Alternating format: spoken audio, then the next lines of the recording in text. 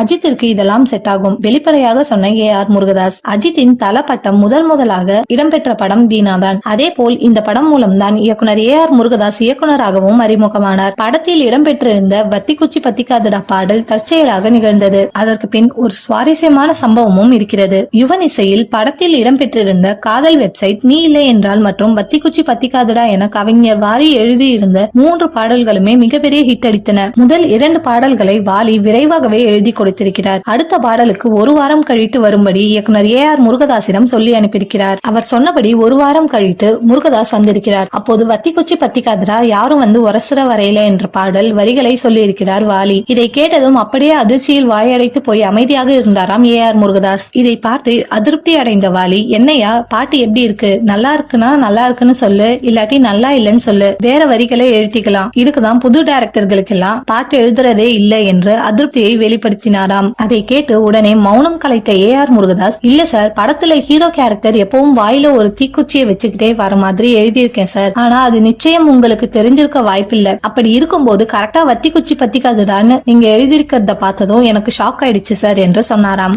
அப்படி ஹீரோ கேரக்டருக்கென்று எழுதப்பட்டது போல் தற்செயலாக அமைந்த பாடல் தான் மிகப்பெரிய ஹிட் அடித்த வத்திக்குச்சி பத்திக்காதடா பாடல்.